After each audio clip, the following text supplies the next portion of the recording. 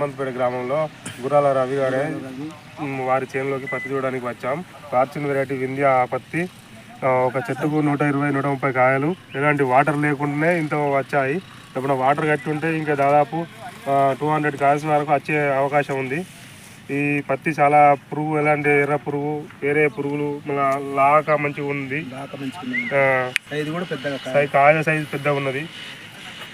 దాదాపు ఒక ఎకరం ఇది ఒక చెట్టుకు 116 కాయలు నుండి 120 కాయల దాకా పూత ఉంది. ఇంకా 116 కాయలు కాసి ఇంకా కూడా ఉంది.